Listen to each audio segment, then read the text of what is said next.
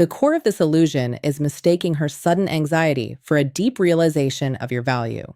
When she starts reaching out or showing signs of distress after you pull back, it is tempting to believe she has finally seen the light and discovered how much you mean to her. However, the harsh reality is that she isn't mourning the loss of you, she is mourning the loss of the emotional safety net you provided.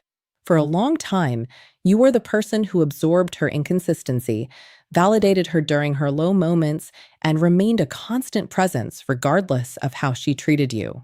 Now that you've stepped away, the collapse she is experiencing is simply the destabilization that happens when a free resource is suddenly cut off. She isn't waking up to love, she is waking up to the inconvenience of your absence. This realization creates a physical and mental battle within you, often manifesting as a literal ache in your chest or a desperate urge to send one more explanatory text. You feel that if you could just find the right combination of words, she would finally understand your heart. But that inner voice isn't coming from a place of wisdom or logic. It is a symptom of emotional withdrawal. You have become addicted to the cycle of seeking her approval, and your brain is panicking because the supply has stopped. This is the moment where many men make a critical mistake. They mistake her rejection as a signal to perform harder, thinking that more loyalty, more patience, or more softness will eventually earn her respect. The brutal truth is that respect is fundamentally linked to the risk of loss. People rarely value what they perceive as a guaranteed, infinite resource. By being always available and always understanding, you inadvertently taught her that there were no consequences for her mixed signals or lack of investment. You made access to your heart so cheap that it lost its prestige. When you remove the threat of losing you, you also remove the incentive for the other person to grow or step up. Until you stop being a convenient place for her to park her confusion, you aren't a partner she cherishes. You are simply a tool she uses to avoid facing her own reality. The collapse you see when you pull away is rarely a sign of sudden maturity or a newfound desire for commitment. Instead, it is a reaction to a broken habit.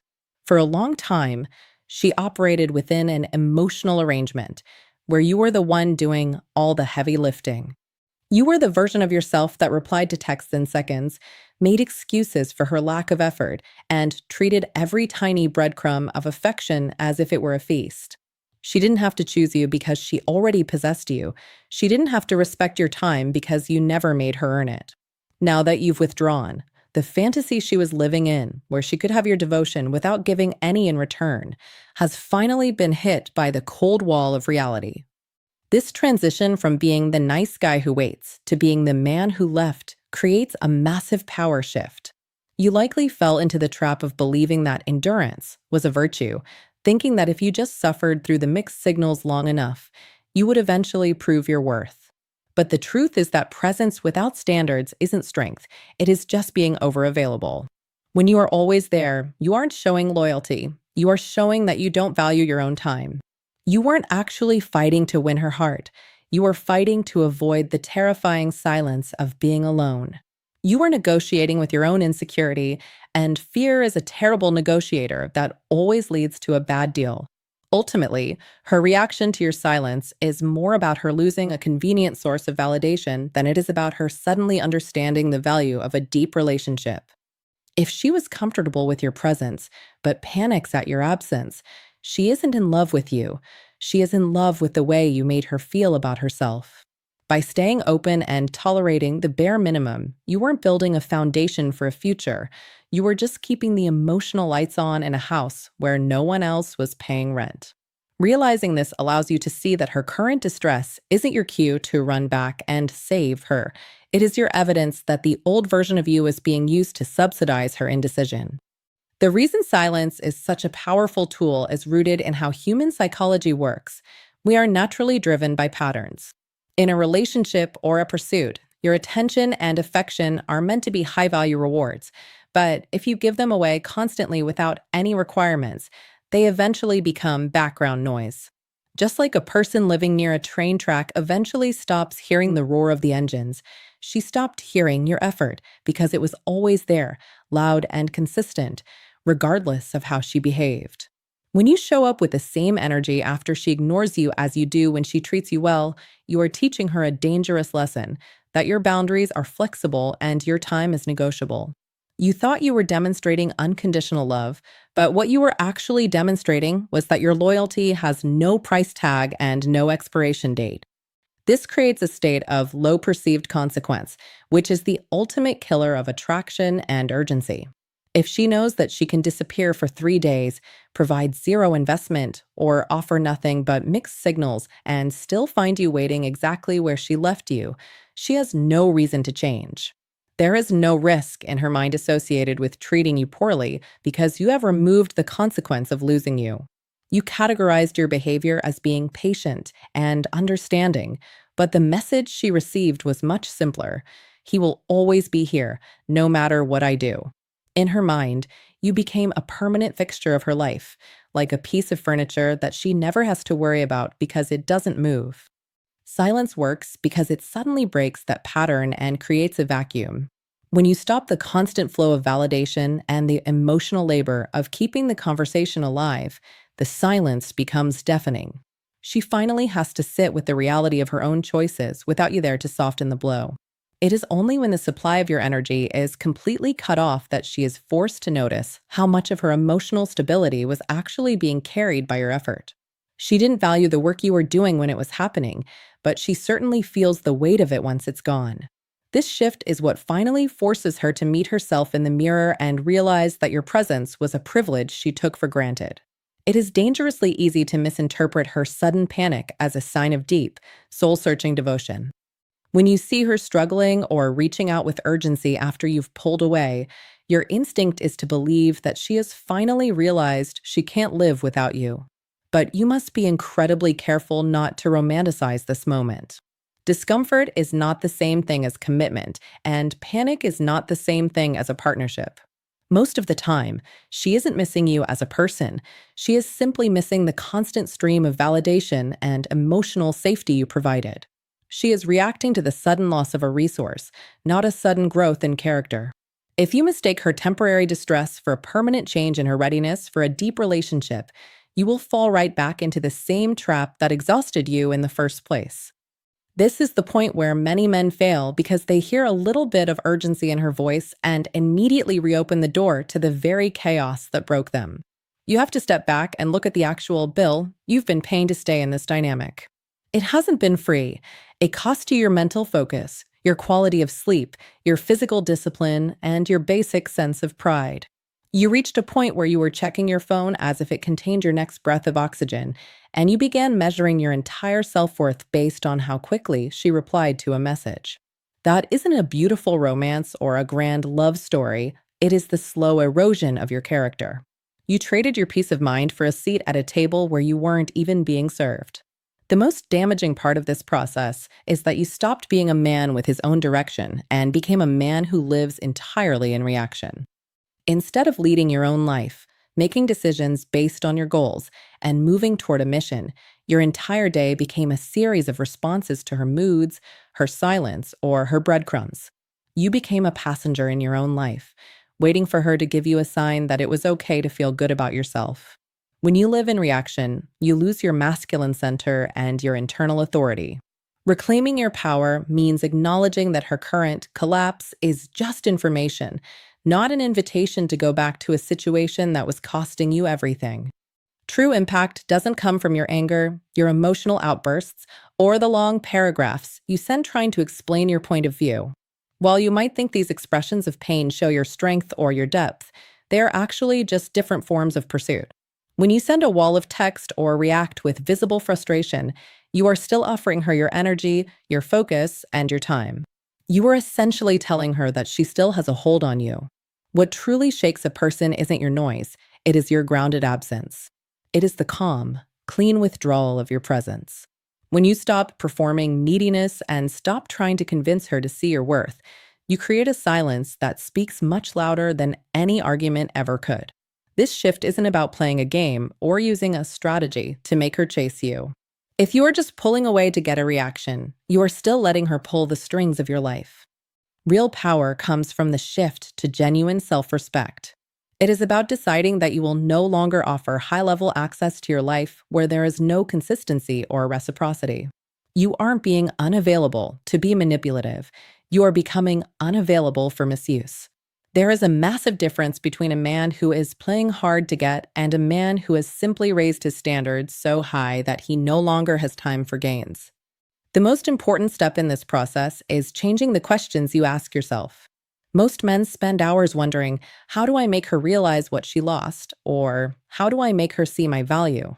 These are the wrong questions because they keep your worth tied to her perception. You are still looking for her to be the judge and jury of your value. Instead, you need to ask a much harder, more productive question. Why was I so willing to stay in a place where I wasn't being handled with care? When you ask that, the spotlight moves off her confusion and onto your own standards. It forces you to look at why you let your boundaries bend and why you accepted less than you deserved.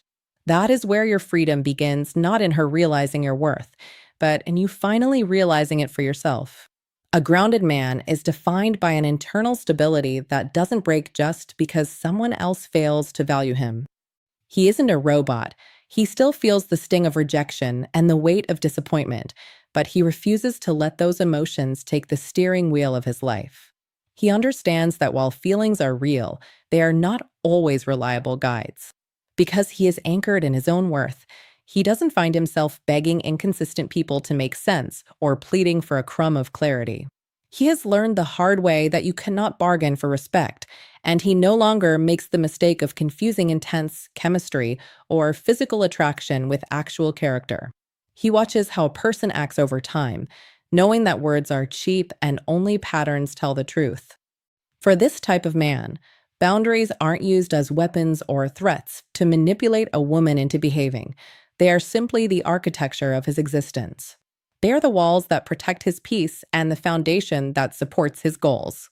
He has a mission, a career, a fitness routine, or a personal purpose that is much bigger than his temporary mood or his relationship status. When a woman enters his life, she isn't being asked to become the center of his universe or the source of his happiness.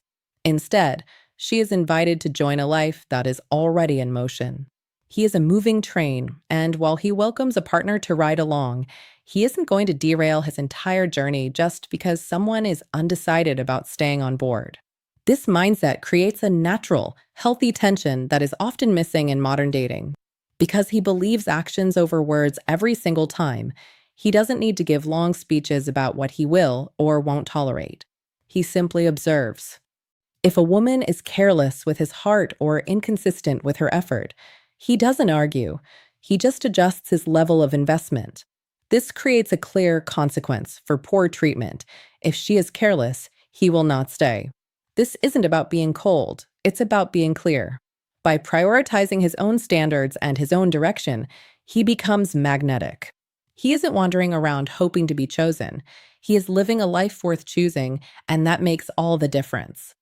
The ultimate goal of this process is to stop making your self-worth dependent on someone else's desire for you.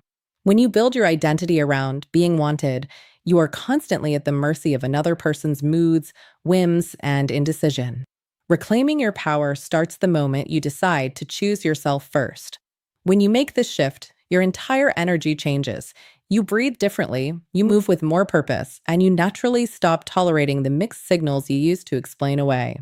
You realize that you weren't actually destroyed by a woman's actions. You were forced to confront the cracks in your own foundation, the hidden neediness, the lack of firm boundaries, and the desperate hunger for outside validation. Instead of running from that discomfort, you must use it as fuel to rebuild a version of yourself that is no longer for sale to the highest bidder. To truly reclaim your life, you have to build a reality that is so solid and fulfilling that a woman's attraction to you is merely a bonus rather than the main event. You want to create a life where a relationship enhances your happiness, but never becomes the sole source of it. This means investing in your physical health, your financial stability, and your personal mission until your own daily routine feels more rewarding than a text message from an inconsistent person. By creating this internal fortress, you ensure that your emotional state is no longer a public utility that anyone can plug into and drain. You become the owner of your energy, and you decide who is worthy of a seat at your table based on their long-term behavior, not your short-term cravings. If she eventually decides to come back, she cannot find the same man she left. She must meet a version of you that has tightened the gate and raised the cost of entry. Reclaiming your power means understanding the fundamental law that access to your life is earned through consistent, respectful action. It is never granted just because someone feels a temporary wave of emotion or regret. You stop being the man who rushes to the door the moment she knocks and start being the man who observes whether her character has actually changed. This isn't about being cold or vengeful. It's about having enough self respect to know that missing someone isn't a valid reason to let them break your peace a second time. When you live by these standards, you aren't just protecting your heart, you are finally leading your life. The reset is the moment you decide that the version of you who overextended himself just to feel chosen no longer exists. For too long, you operated under the false belief that if you just gave more, stayed longer, and tolerated more disrespect, you would eventually earn the security you craved. You have to let that man die. He was operating from a place of scarcity, believing that love is something you have to audition for or buy with self-sacrifice. When you step into this reset, you realize you aren't the rejected one in this story. You are the awakened one. You aren't losing a genuine opportunity for happiness. You are simply losing the illusions you built around someone who was never actually there for you. This transition requires a fundamental shift in how you view your own energy. You have to stop treating your heart like a public utility, something that anyone can plug into, drain, and leave whenever they feel like it. Your presence is a high-value privilege, and your inner peace is the most expensive thing you own. If someone cannot afford the price of consistency, respect, and reciprocity, they do not get access to you. This is where your mind must take the lead. Your heart is often too generous, too optimistic, and too willing to forgive, so it cannot be trusted to set the boundaries. Your mind has to step in as the protector, enforcing the standards that your heart is too soft to defend on its own. Ultimately, the reset is about moving with alignment. It means your actions, your time, and your attention must finally match your self-worth. You have to stop chasing people who are emotionally incapable of meeting you where you are. When you stop running after things that aren't meant for you, you finally have the stillness required to protect your center. This isn't a temporary break or a game to get a reaction. It is a permanent change in your DNA. You are deciding once and for all that you would rather be alone and powerful than attached and drained. That is the moment you truly become unshakable.